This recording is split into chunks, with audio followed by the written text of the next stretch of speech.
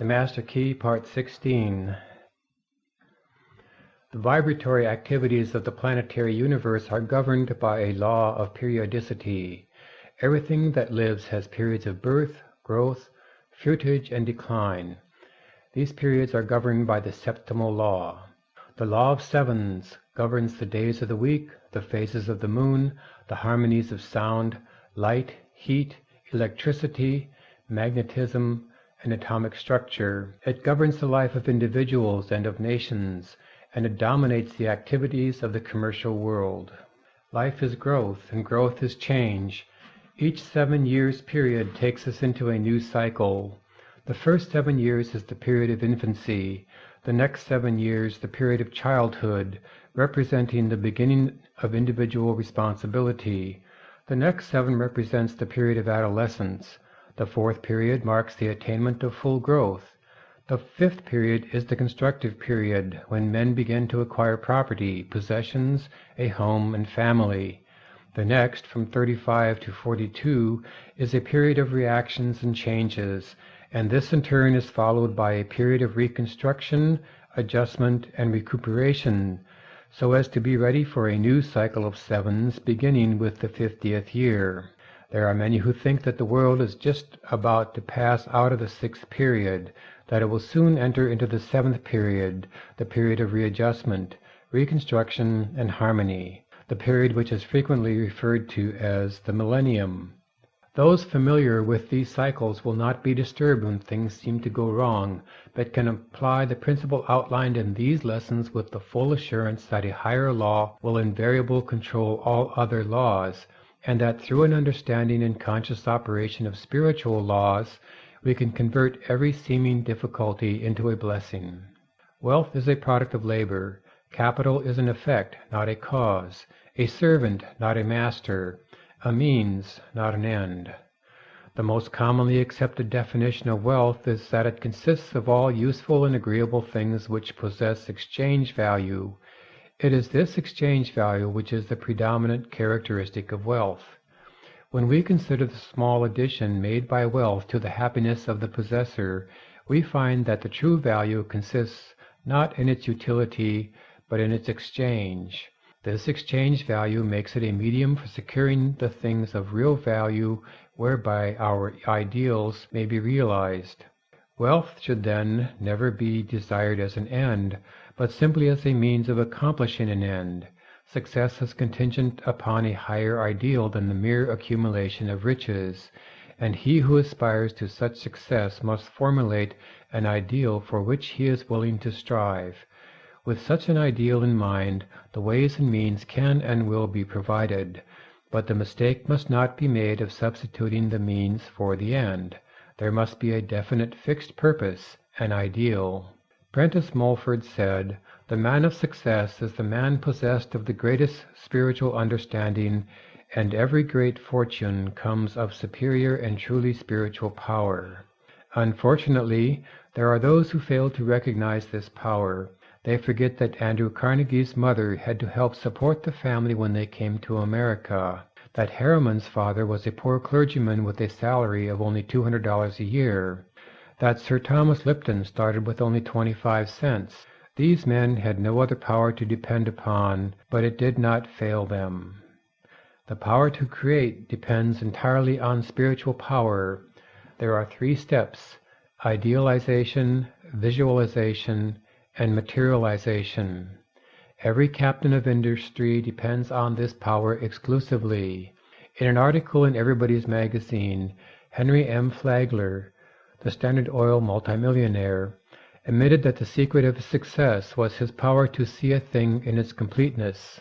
The following conversation with the reporter shows his powers of idealization, concentration, and visualization, all spiritual powers. Did you actually vision to yourself the whole thing? I mean, did you or could you really close your eyes and see the tracks and the trains running and hear the whistles blowing? Did you go as far as that? Yes. How clearly? Very clearly. Here we have a vision of the law. We see cause and effect. We see that thought necessarily precedes and determines action. If we are wise, we shall come into a realization of the tremendous fact that no arbitrary condition can exist for a moment, and that human experience is the result of an orderly and harmonious sequence.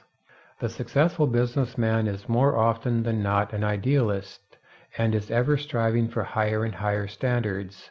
The subtle forces of thought as they crystallize in our daily moods is what constitutes life. Thought is the plastic material with which we build images of our growing conception of life. Use determines its existence.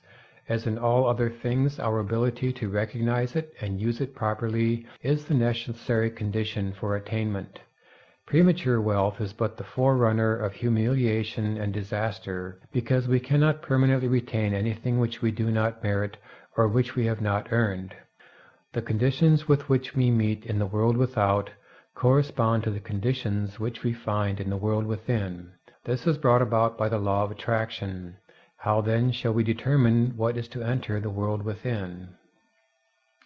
Whatever enters the mind through the senses or the objective mind will impress the mind and result in a mental image which will become a pattern for the creative energies. These experiences are largely the result of environment, chance, past thinking, and other forms of negative thought, and must be subjected to careful analysis before being entertained. On the other hand, we can form our own mental images through our own interior processes of thought, regardless of the thoughts of others, regardless of exterior conditions, regardless of environment of every kind.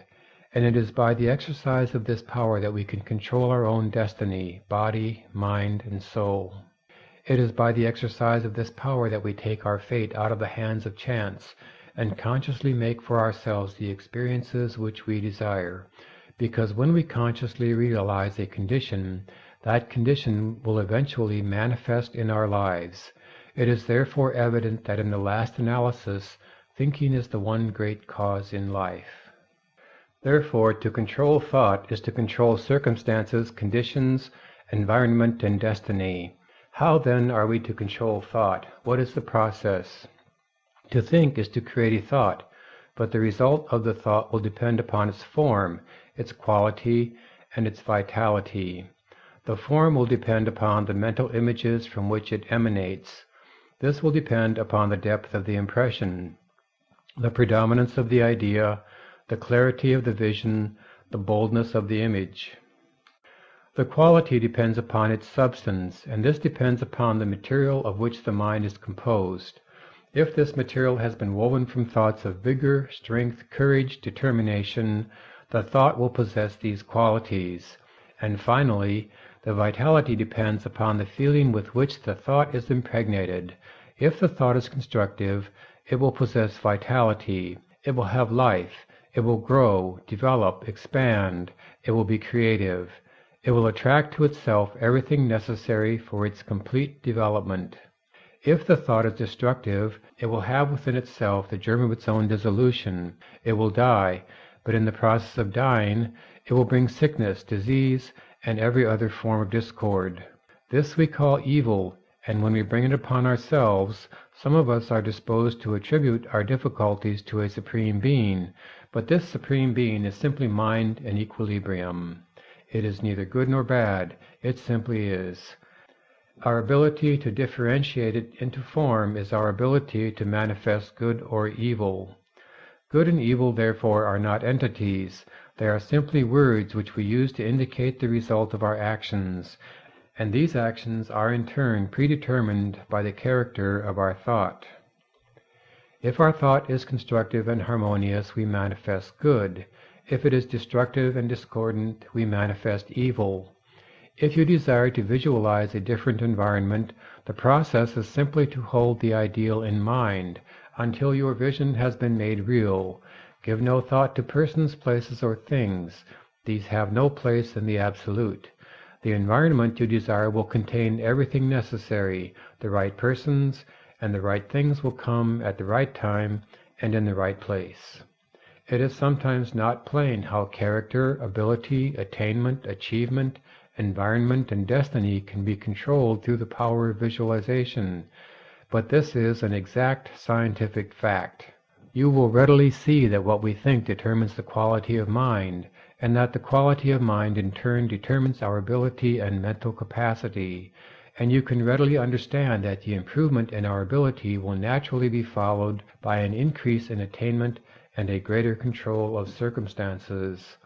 It will thus be seen that natural laws work in a perfectly natural and harmonious manner. Everything seems to just happen. If you want any evidence of this fact, simply compare the results of your efforts in your own life, when your actions were prompted by high ideals and when you had selfish or ulterior motives in mind. You will need no further evidence. If you wish to bring about the realization of any desire, form a mental picture of success in your mind by consciously visualizing your desire. In this way, you will be compelling success. You will be externalizing it in your life by scientific methods. We can only see what already exists in the objective world, but what we visualize already exists in the spiritual world, and this visualization is a substantial token of what one day will appear in the objective world if we are faithful to our ideal. The reason for this is not difficult. Visualization is a form of imagination. This process of thinking forms impressions on the mind, and these impressions in turn form concepts and ideals, and they in turn are the plans from which the master architect will weave the future. The psychologists have come to the conclusion that there is but one sense, the sense of feeling, and that all other senses are but modifications of this one sense. This being true, we know why feeling is the very fountainhead of power, why emotions so easily overcome the intellect, and why we must put feeling into our thought if we wish results. Thought and feeling is the irresistible combination. Visualization must, of course, be directed by the will. We are to visualize exactly what we want. We must be careful not to let the imagination run riot. Imagination is a very good servant, but a poor master, and unless it is controlled, it may easily lead us into all kinds of speculations and conclusions which have no basis or foundation of fact whatever. Every kind of plausible opinion is liable to be accepted without any analytical examination, and the inevitable result is mental chaos. We must therefore construct only such mental images as are known to be scientifically true. Subject every idea to a searching analysis and accept nothing which is not scientifically exact. When you do this, you will attempt nothing but what you know you can carry out, and success will crown your efforts. This is what businessmen call far-sightedness. It is much the same as insight, and is one of the great secrets of success in all important undertakings. For your exercise this week, try to bring yourself to a realization of the important fact that harmony and happiness are states of consciousness and do not depend upon the possession of things. That things are effects and come as a consequence of correct mental states, so that if we desire material possession of any kind, our chief concern should be to acquire the mental attitude which will bring about the result desired. This mental attitude is brought about by a realization of our spiritual nature and our unity with the universal mind, which is the substance of all things. This realization will bring about everything which is necessary for our complete enjoyment. This is scientific or correct thinking. When we succeed in bringing about this mental attitude, it is comparatively easy to realize our desire as an already accomplished fact. When we can do this, we shall have found the truth which makes us free from every lack or limitation of any kind. A man might frame and let loose a star to roll in its orbit, and yet not have done so memorable a thing before God as he who lets a golden-orbed thought to roll through the generations of time. H. W. Beecher.